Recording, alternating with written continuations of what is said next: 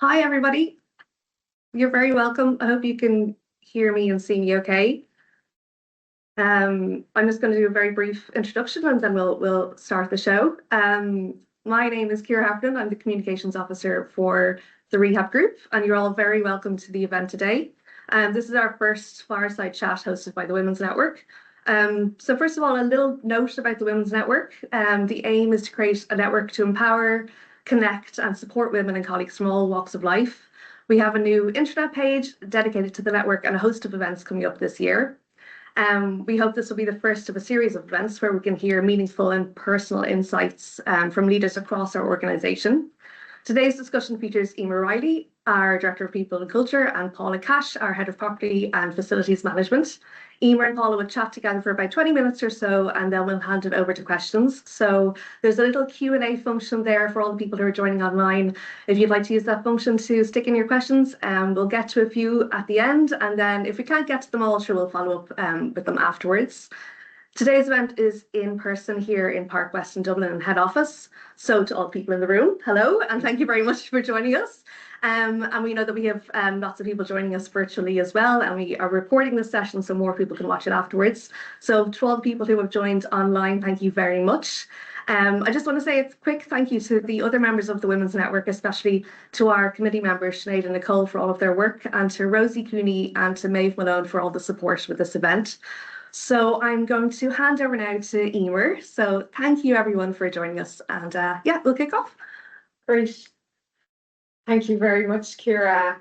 Thanks very much to the Women's Network. You're doing a great job. So myself and Paula are delighted, to be here today to have this first fireside chat. So first of all, Paula, thanks a million for joining us. Really appreciate it. Thank you. Thank you to everybody in the room and everybody online. So I look forward to the chat. I think we'll keep it relaxed and hopefully it will be helpful to everybody. Brilliant. Thanks, Paula. And yeah, just to say, it is a chat. It's a fireside, so we're definitely going to get the chat part right. Yeah. We've missed the fire, but maybe we'll get that the next time. We don't have open fireplaces in head office, but maybe in our next time we do one of these, we'll find one of our buildings. But I'm sure there's an open fireplace somewhere that we can light. Before we kick off and before I start drilling Paula with loads of questions, which in fairness to the Women's Network have pulled them all together, I just want to tell you a little bit about Paula and why we invited her as our first person to have this type of informal chat about their career and experience. Paula is an amazing business leader. She's had some fabulous experiences here in the UK, in the US, and I know she'll share some of those experiences with you. She's an accountant by trade, so her first role was in Procter and Gamble, so P&G, a real household name that we'd all know, where she trained as a FEMA accountant. So she brings that real financial depth to everything that she does. But she's a really broad business leader and has had some fabulous experiences. I'll just mention about Xbox and hopefully she'll tell us at some point what was her role in Xbox. But she worked in Microsoft. She worked with the most senior leadership in Microsoft. She was actually chief of staff in Microsoft, so in that global, working in that level, which again, I'm privileged to be sitting here and I can't wait to hear in terms of some of those insights that she can share with us. I know that she's a passionate athlete, and again too, from a young age, she probably had that winning mindset and that thoughts around learning at the start in terms of what it takes to succeed. And again too, I think we'll probably all hear in terms of how that has shaped her career. But I think we're delighted now that Paula is with us. She's part of the family of Rehab. She is leading in our property team. She's head of property, and at a really important time when we're looking to bring a lot of transformation into the property team, and to how we manage property across the organisation, which I know is really welcomed by everybody. And in terms of you bringing all that experience, that role, but we're really interested in terms of your motivations and what you can share with us as women, but us indeed of any person listening in terms of having good career progression. So really interested in that conversation. So, fireside chat with no fire. I'm going to kick in my first kind of question, and again, too, thanks a million to the team here who pulled some of these together. So, having such a variety of a career so far, did you have a clear vision of where you wanted to go to? Did you know what you wanted to be when you grew up, and did you know the journey that you were planning to take? No and no. I would say that I know what I wanted to be, and the journey, no. But one thing that I did know, and maybe the start a little bit of my story, at a very young age, I was very interested in sport, athletics. At 7 years of age, I think the local community games took place in every community in Ireland, and I think I was 7 or 8 years of age, and I was living in Harold's Cross, and the local community games, I think, took place in the Greyhound Stadium at the time. So I was 7 or 8 years of age, and I just was drawn to this whole arena and the competitive and the support and running races. And at that young age, I'm not sure where it came from, but I definitely had in my mind, I wanted to compete. I wanted to succeed in the sport. And then very soon after, I think I might have seen the program, the Olympic opening ceremony on the television, and I saw lots of flags and symbols and people in a stadium from all over the world. And I was probably 9, and I thought, I want to be there. So in terms of kind of knowing my journey, I would say the start of the journey was very driven by just some innate sense of I want to be part of that whole world thing. Don't know where it came from, but and it wasn't around me and my family. But I always had this kind of draw towards getting out there in the world and experiencing. And all through my school years, I would have participated a lot in athletics. And I think my first schoolgirl international was about 13 years of age. And that was my first trip on an airplane to Scotland. So that I kind of, the bug bit me, I suspect, in kind of aspiration or, wanting to be part of all of that, the sport and also meeting people and traveling. And what it did for me, I guess, both obviously my school, in parallel, I knew I had to get kind of an education. It was always encouraged at home. But actually my sport was nearly more important to me at that time. But through my teenage years, I would have competed internationally and got a chance to travel and got a chance to meet people, a lot of very accomplished sports people. And I had this goal to try and make and qualify for the Olympics. Wow. I knew I was never going to be good enough. I was reasonable in my goal setting, that I was never going to be winning a medal, but I at least wanted to try and compete. Yeah. And I was saying to Eimear just when we were preparing that I had my mom had bought me a tracksuit, I think in pennies in Primark. I was probably 8 years of age, and it had a big Olympic emblem on the front. A big Olympic emblem, and I thought I was there, this tracksuit. But so to go back to your question about did I know where I was going, I didn't know where my life journey was going to take me. I did have this sense that I wanted to kind of get the opportunity maybe to compete on a world stage. Yeah. And my sport opened up doors to travel, to meet people. But it also taught me an awful lot that actually was a foundation for my career that I never would have understood. Being part of a team, whether it was a national team, your club team, a relay team. For me, the events that I did were like 100-meter hurdles, long jump, high jump, heptathlon, so kind of track events. Yeah. But the training, the discipline, the setting goals, and having a coach, all the things around your sport for performance. People would talk about kind of performance or high performance or what it takes to try and accomplish the goals, the setbacks, the injuries, having to change direction, you know, so there was lots, I would say, from probably the age of 8 to 19. At 19, I had the opportunity to go out to America on an athletic scholarship to the University of North Dakota. And again, that was all part of my, I would say, education. And going back to the question on, did I know where I was going? I didn't necessarily know from the outset, but each of the steps along the way were kind of taking me on a journey.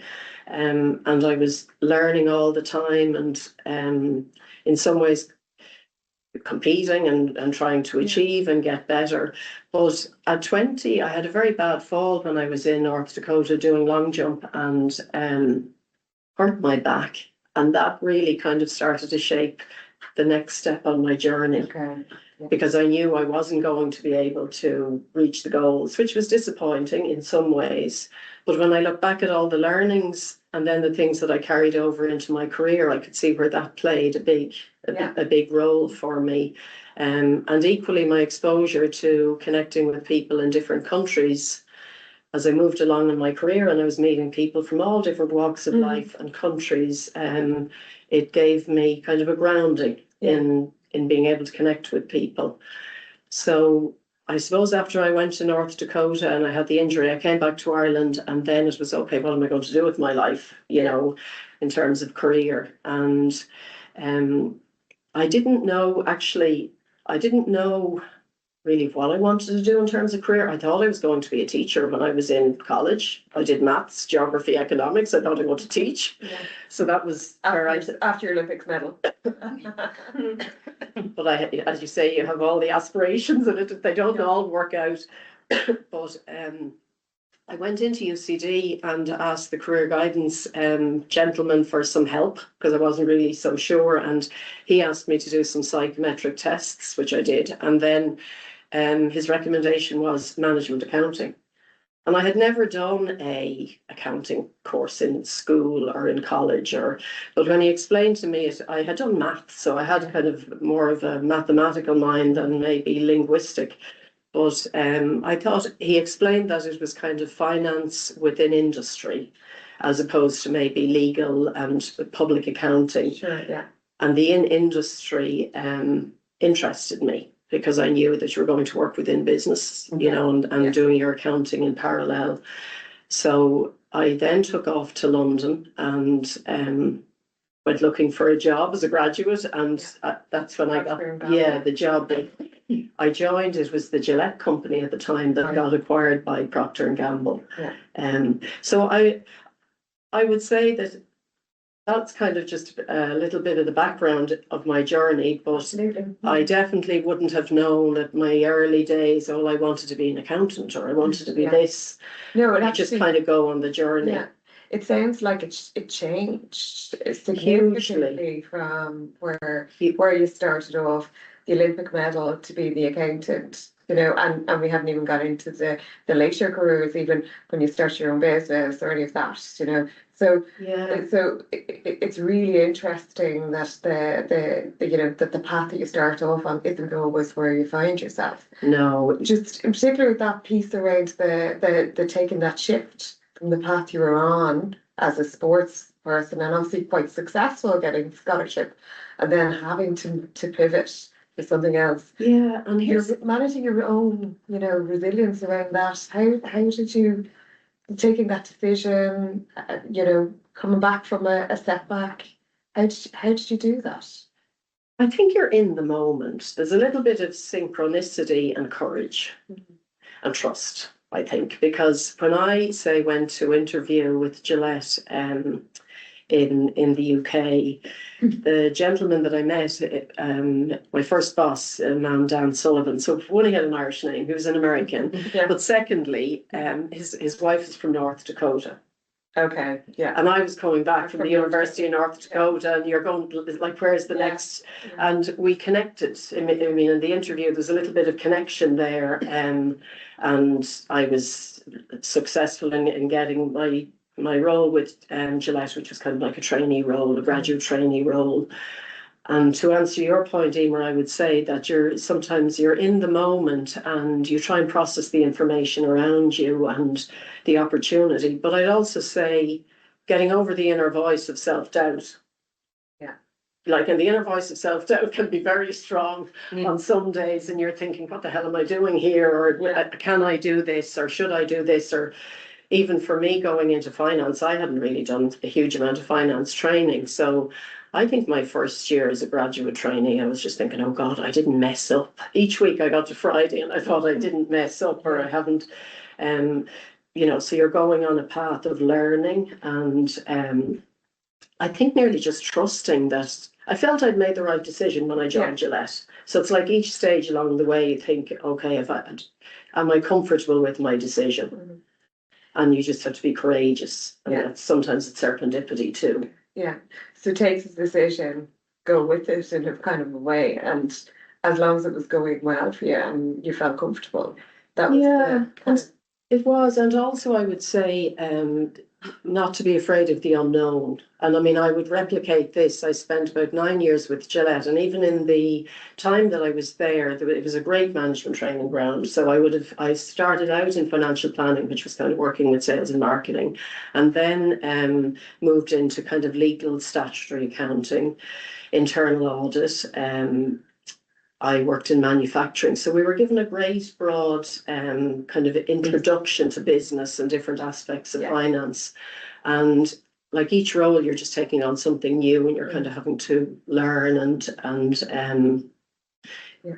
I suppose you don't have all the confidence that you know your job and you're trying to learn each day. So it's nearly just, I think it's just to trust and to keep going, because you have the bad days. You know, it's just, I would, sorry, go ahead. I'm just thinking that in terms of the thinking at that time, or even your next stage in your career when you moved into Microsoft, any kind of role models or career advice that you would have gotten at any stage that kind of helped to shape your experiences? Yeah, definitely. I suppose I was 9 years in London, and then, you know, many of my friends, I suppose I was all through my 20s in London, and then people move on, or your friends move back. So I had, I thought equally, I'd always intended maybe to come back to Ireland. So I started to look for job opportunities at home, and the opportunity came up to interview at Microsoft. And to your point about role models, I think one of the biggest things that jumped out at me transitioning from the Procter & Gamble environment and culture into Microsoft at the time when it was really spearheading technology, it was the early 2000s. I think market cap, it was the biggest company in the world.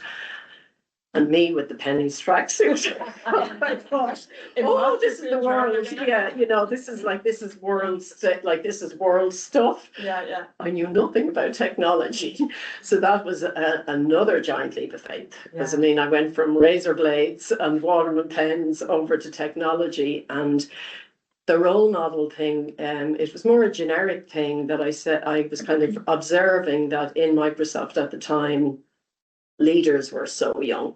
Okay, right. They were 30, 32. Yeah. And I'd come from a very established kind of legacy company where the thinking was, well, it would take about 10 years to develop a manager. Yeah. And I'm looking around at the people, you know, that were senior vice president and founders of the company, and they were probably all just about 40. Yeah.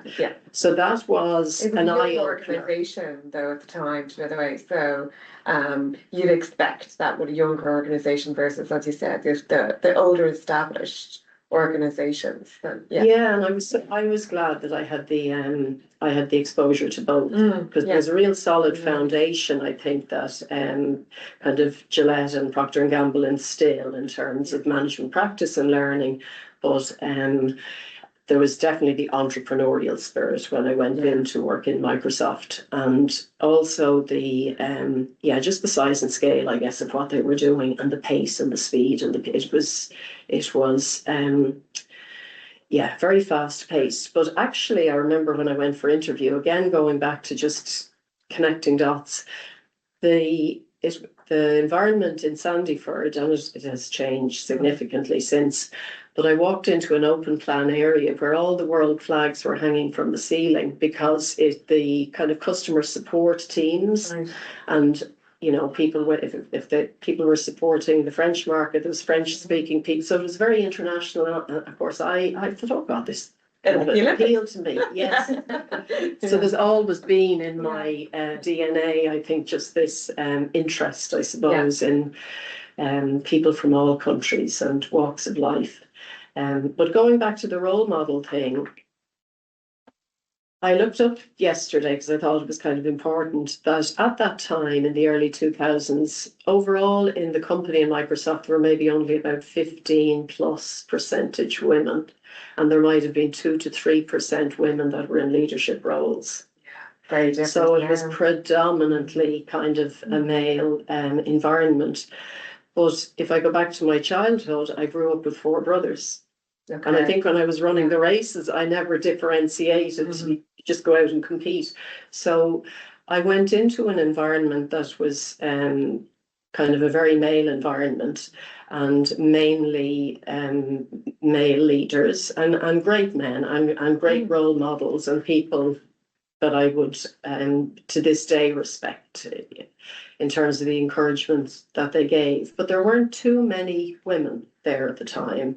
And I would say there was a theme for me all the way through Microsoft that I was often in a room like this and I would be lucky if there was one other female in the room. So you had to kind of just get used to that environment and culture.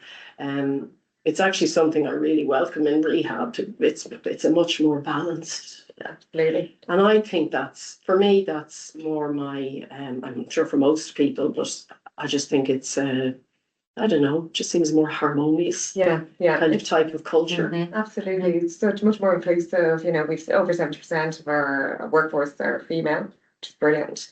We have over 50% in senior leadership teams. So, you know, it's really good. It's really reflective of the gender balance. Yeah, energy, balance of energy, I would say. And it wasn't, as I said, I worked for great bosses and mainly men. I think I was 17 years at Microsoft and I had one female boss. Okay. And I probably had about 10 or 12 men. And this was the last role that I was working for a lady here back in Dublin. So that's the role model thing, I would say.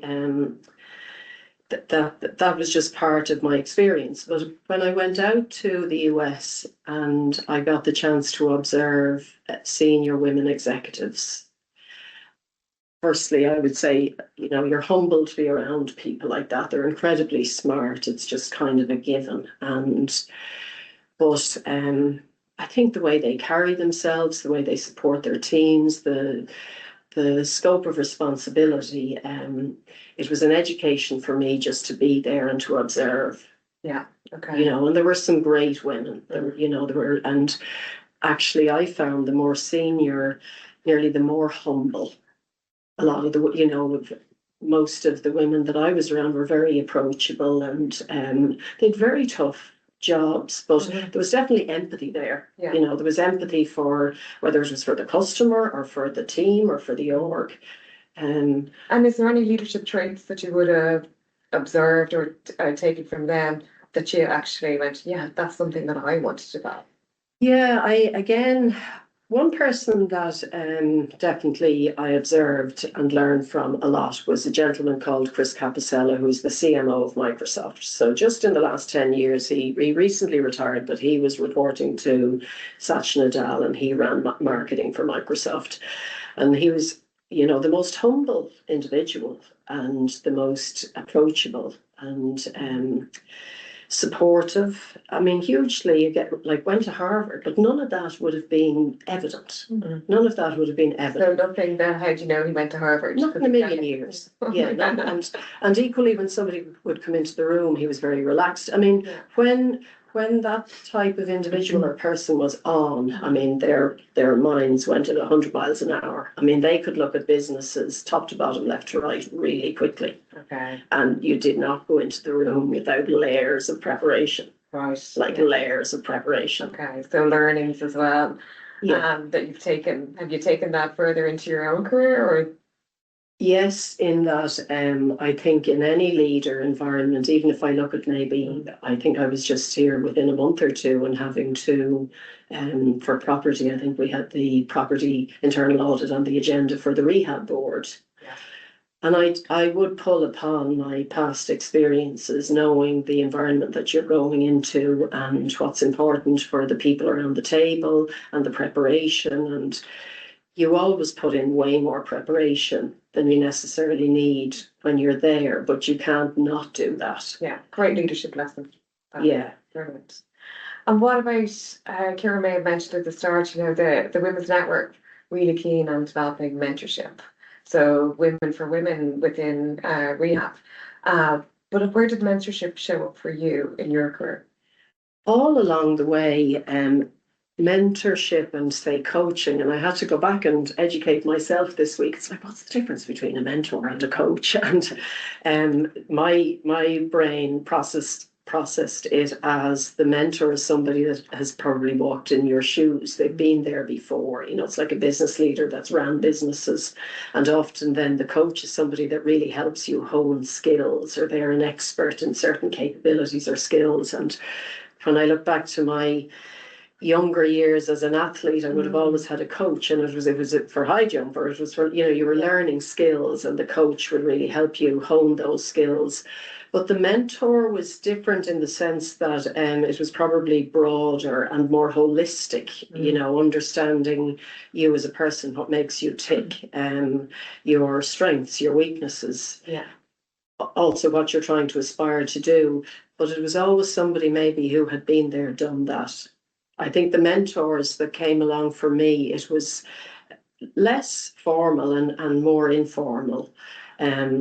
Like some people that I worked for later in my career journey, I'd look back to as mentors. They may not have been at that time. Yeah. And then others I might have met along the way. Recently, in the last few years, I met a gentleman it was at an industry event in town, and he was just sitting next to me, an older gentleman, and actually he was having a little snooze. But I found out afterwards he was after getting off the flight from the US that morning, and we just chatted a bit later after the meeting, and I realised that he was somebody that was on the board of many, many businesses in Ireland, and it didn't necessarily come that way, but through the meeting. But we just got talking, and I ended up helping them when I was kind of working within my own business with some strategy work for a company that he was on the board.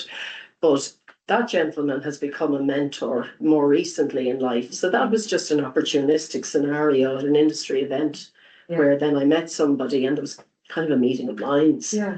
And it's brilliant when mentorship or coaching even turns up in those informal ways. And I think it's really powerful when it can. Have you ever had those deliberate mentoring programs or any type of those deliberate interventions that you kind of have felt that have shaped your career or experience? Definitely in my training, like leadership development at Microsoft, and then I would say in kind of management development in Gillette, it was always brought up. I think firstly you nearly have to learn and understand what it can bring about and the role that it can play for you. And then the formal, I think, say formal matching sometimes, for me anyway, was less, it wasn't the best fit for me. I think I was better to find people that there's natural chemistry or connection or like-mindedness. But I definitely would encourage, you can't, any of the big decisions along the way on my journey that was not planned. Because like I went from, say, finance into supply chain operations, into sales and marketing. I did so many different functions that there were points in my career where I was taking a giant leap of faith. Like when I moved from supply chain operations over to sales and marketing, one of my first roles, I had to go out around Western Europe and review all the marketing plans for all the subsidiaries, and I'd never even done a marketing plan myself. I had to review all the marketing plans.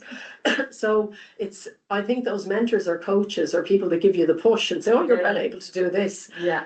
If they weren't there, I probably wouldn't have taken the chance. Yeah. Do you want to tell us a bit about what you did with Xbox? Xbox shaped me in terms of I think it was 2000, and this initiative came up in Microsoft, this initiative that was out there, and it was called Xbox. And I mean, nobody knew anything about video gaming or Xbox, and I certainly didn't. And again, it was, I don't think I'd ever done any project management training, formal training, but the operations team needed I would say a program manager in hindsight as opposed to a project manager, but they needed somebody to coordinate the launch of Xbox. So this was across all of operations and sales and marketing for Europe, Middle East, Africa. That was my remit, reporting back into the global team. So at home, I have this hard copy of a little project plan called Xbox. I opened it up. But it was 2 years of bringing a product to market that I knew nothing about, and now I know a lot about. And all my young nephews, you know, they're playing it every day of the week. You're thinking, oh my God, what did we start? Yeah. But all jokes aside, I guess the role for Xbox for me was a program management role, because there must have been about 20 big projects within that program. One of those projects was onboarding about 90 retailers across Europe. We'd never had a relationship with retail, building manufacturing logistics facilities. I think it was in Germany with Bertelsmann at the time, building out all of the manufacturing facilities in China to build the consoles, putting in after sales support and call centers, the full remit of the supply chain and technology. So it was a huge project. And I would maybe encourage people not to be put off by a particular opportunity if you think that you don't have the background or the training or the knowledge. One of my colleagues at Microsoft was a lady who was a brilliant project manager. She was, and she lives close by, and we've stayed in contact. But she really helped me because I didn't have the project management discipline, but she was able to give the tools and program management office and all of the infrastructure we had to set up. But it was a 2-year journey to bring that Xbox product to market. And I would say every hour of every day, it was likely that the thing wasn't going to launch. And we had problems every hour of every day. Yeah. And I remember the launch in Europe was, I think they had the launch event in London, and Richard Branson came into, at the time, I'm trying to remember the store, but it was a store on Oxford Street that they sold consoles, and he came in and formally bought the first console for it. I remember thinking, I was standing in the background and thinking, I hope it works. It's just it did. I mean, it did. But there were many days of triage calls after, lots of things that going on. But that was, and from that time in working in the operations role in Xbox, I got the chance to work with a lot of the sales and marketing teams, and that was what opened the next chapter in my career, working with sales and marketing. So. Again, go back to the very first question. No, it wasn't. I wouldn't have known. No plan. No. It was more, but interesting listening to you. One of the things that you're not afraid to take a risk or a leap of faith.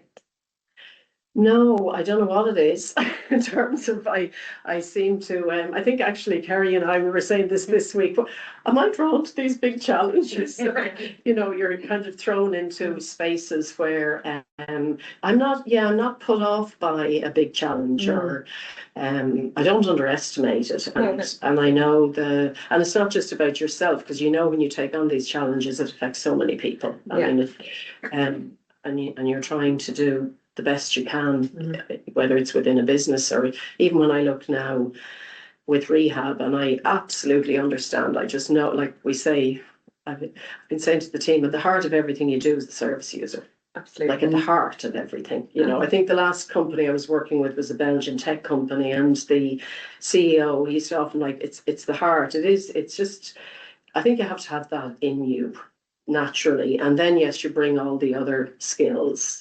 Then the commercial acumen comes in. Yeah. No, I 100% agree. You need to connect it to why you're doing something. And I think I think that will speak really loudly to anybody who's in the room, or indeed anybody who's listening. You know, that's what our people here are really connected to the values. They're really connected to the service users, the students that we support every day. Absolutely.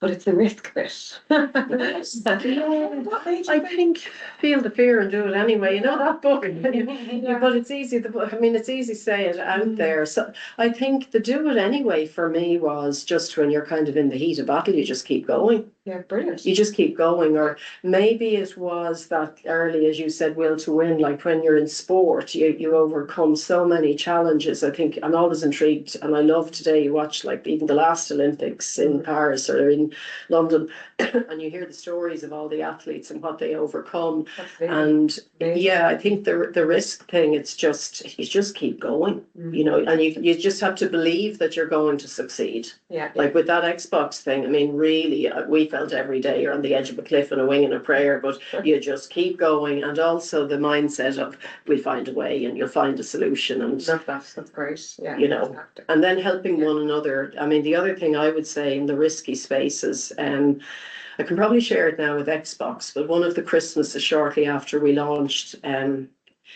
we were trying to drive efficiencies and cost reduction, and we were building new bundle products like putting games into the actual console, and it was going to be all assembled out in China. And there was the devil's always in the detail, but there was an error made on the bill of materials where for the European market, the UK plug was put into the box. And it was about 3 months from Santa Claus arriving. Oh, so you say risk. And it's like when one of the team comes in to tell you, Paula, we've got 300,000 plus consoles with, and they all have to get. Oh my God! We have to find them. We have to take them back. Okay. Yes, Lovely. and then I remember I thought, okay, in that network thing of people you met, I remember I had met somewhere along the line in my international little travels, the gentleman that was head of manufacturing, an American guy who was head of manufacturing worldwide, and I had to pick up the phone and say, this is where we're at, and we need cables, and of course the cable was special. It wasn't just any old cable you could get from Taiwan. It was something special. So that was airplanes and I would say, massive logistics kind of coordination. But the most probably challenging piece was actually to keep it all confidential. Oh yeah. And it didn't go out to market. Yeah.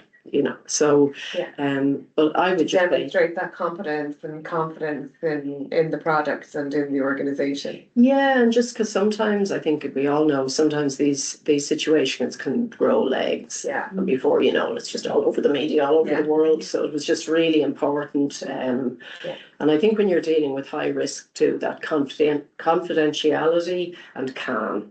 Yeah. You have to kind of go into that space. I have found you have to not add fuel to the fire. You nearly need to try and calm everybody down. And I would say too, going back to my running, when you go to national championships or you're in a big event, the same skill of trying to calm yourself down. You'd hear the athletes say they try and go into the zone and you breathe and you're quiet, and it's not easy, but you try and go there. And I think it's the same in our working lives when big crises or things hit. Absolutely, totally agree. And help one another, you really have to try and definitely, and I can hear that in you even there when you're talking about being training as an athlete. It's not you alone, it's the people around you, it's your coaches, your parents, all the people, everybody. It's always a team effort, Paula, I could actually have loads more questions, but I'm going to, before I ask you any more, I'm conscious of the time, and I was just wondering, first of all, is there any questions for anybody online? And I'll ask Ciara about that, or indeed if we have any questions here in the room for Paula. I have a question here in the room from Rosemary. All questions are good. Thanks, Rosemary. Of your career, is there anything that you might have done differently or changed along your career path or journey? So just to say that, make sure everybody heard that online. Rosemary here in the room just asked, was there anything that Paula might have changed or done differently in their career? Rosemary, I would say the benefit of hindsight. I would definitely say I gave myself so much grief all along the way, second guessing myself or doubting myself. Like the hours I wasted on probably an element of worry, it never stopped me, but I just wasted energy. You know, I like to trust yourself maybe, or not, just not keep doubting yourself. You know, it might be the night before a big meeting and like you're really nervous, and I just, if I could go back, I wish I had maybe better skills to just trust yourself. Yeah. I think that's a really good insight. And, you know, so for anybody, you know, that how can you build that confidence? How can you build the trust? Or like that, even in little ways, kind of, you know, how can you test something you're about to do to make you be more confident before you do it? I think it's a really nice. Yeah, and other people, like not to be afraid. Like I wish again, maybe if I'd reached out, often feedback from other people gave me the confidence that I didn't have in myself. You know, so if I had been a bit more able at times to connect with other people, you know, I might not have wasted so much energy, I think. And that's another lovely tip for any managers who are listening out there as well, around that importance of actually Encouragement, you know, let them know, let people know when you're doing a good job, and let them know when something's going well, telling people that. I don't think and especially as women, I think we have just an innate element of more self-doubt, you know, within our nature. So I think it's important when, you know, for men and women, but particularly just to, I think sometimes other people see your abilities and your talents more than yourself. And if you hear it from others, often then it gives you that bit of encouragement and you think, okay, well, you know, so. Brilliant. Great piece of advice. Thank you for that. Oh, we have another question. Hi, Paula. I just wanted to ask you, in your opinion, what barriers for women are overstated, do you think? And also, which ones are still very real? Yeah, the barriers for women that are overstated. I'll start with the second one, I think, that are very real, and then that might trigger my thought on the other one. But I think for women, we're still in an environment in work where the culture generically across business or across organizations, you know, that are maybe not in many sectors. I think the culture historically, the tone, the language has been defined mainly by men. And I've worked with great men and I've grown up with brothers, and I'm all for, you know, I never differentiated. But I observed. So I think what I used to often find were these little micro inequities for women. The barriers. So it could be that you might be in a room, you know, and you might be one person, one woman or two women or whatever, and you'd share a thought or a point, and often that just might not be recognized when you say it. And then 15 minutes later, it might be repeated. You know, so they're the little things that nobody intends. But I think as women, sometimes you have to be stronger. You have to be, and I don't mean stronger in terms of putting others down, but strong in yourself. So you have to have that strength within yourself when you're in often a very kind of male orientated environment, particularly as you move up the org as a leader. I mean, I even looked yesterday, I think in, you know, even the likes of Microsoft in the last 20 years, they've moved from 2 to 3% to 15%. But we're still even in the, you know, when you look at the global companies, it's still very, very low. So that's still very real. I also think the responsibility for family, you know, I think, and, you know, and I've always really tried to support and encourage, like, it's not encourage, but, well, I'd encourage any of the women that I worked with that were, you know, having family and taking the time out that they need. I'd always encourage them, if they wanted to, or if they felt that they wanted to come back to work, that, you know, in the sense that door is open, and don't feel that window is ever going to stop you from what you want to accomplish, because it's generally a long journey. You know, you could be talking a 30, 40-year career, but in the moment it can be hard. And I think traditionally, to be fair, my brothers, like, there's 10 years between them, and I would see a generational shift. You know, a lot of the younger men today, I think, really are really contributing an awful lot more. It's a partnership than in 20 years ago. As such, roles were maybe more traditional. So I think that can be maybe that second one too. I mean, it's It's hard. That's a difficult one in terms of what is there any barriers that are overstated? That's one maybe we'll reflect on and come back to. Yeah, I think we overstate them for ourselves, maybe. we think. or I would say maybe one that has come to me and me even personally is, do I want to be in that space where I'm the 15% lead, like the leader in the 15% working with, and maybe we stop ourselves. Yeah. Maybe that's nearly overstated. Just because it's a lower percentage, we shouldn't let that stop us, me included. I would, I think sometimes, and maybe that's the continued journey for women, in life, I think, and women and men. I mean, I'm all for complete equality. I actually even think I'd be a huge advocate that we support the men and the dads in the environment, that they equally can take their own parental leave, where they don't feel that their careers are compromised. I think it's only when we do that. And I do think your statement earlier in terms of how it's changed and evolved, you've even said Hugely. like even things like 2% to 15% might be where it needs to be from a Microsoft perspective. But it's moving in the right direction. We see most organisations across Ireland having that 30% female leadership, which is really important. That 30% is considered a tipping point, but it's still not 50%. So we still need. But I do agree in terms of the role that all people play in families, whatever shape their families are. It tends to be much more equal. So whatever the makeup of that family. Yeah. So does that help? Thank you.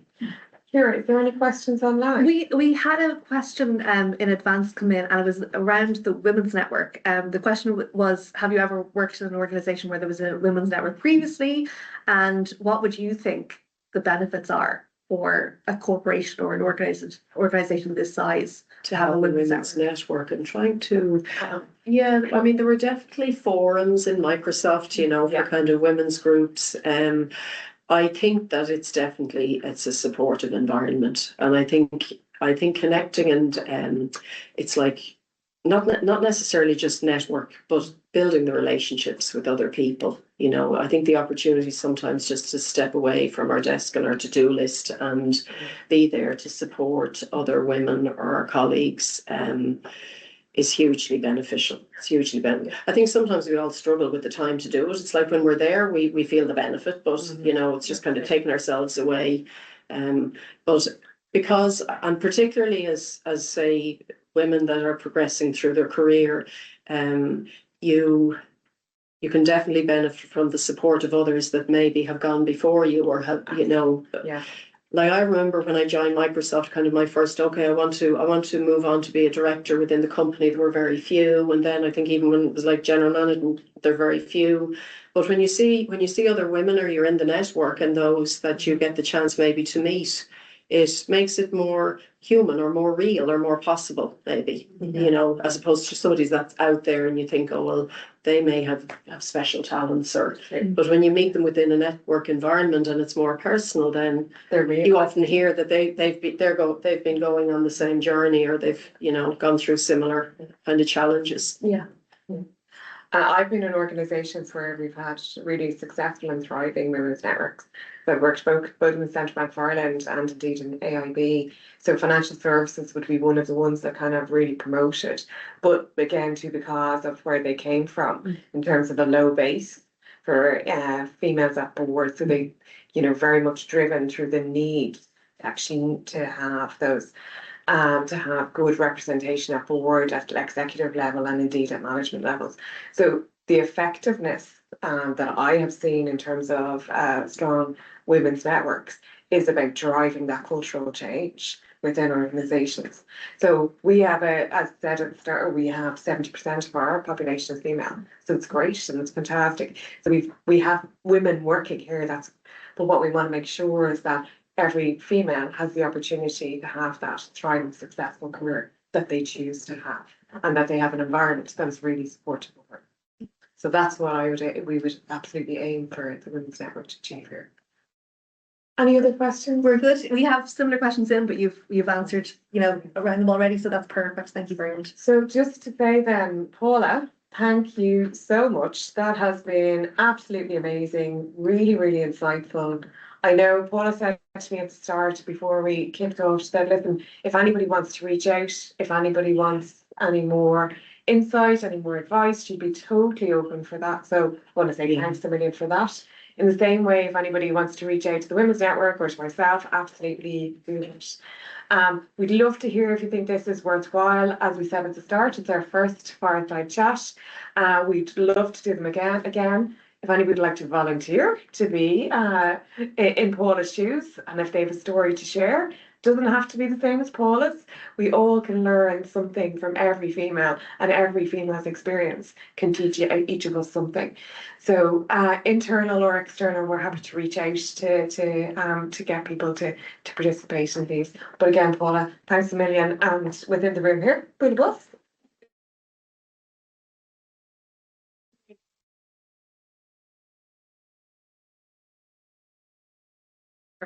Yeah. Okay.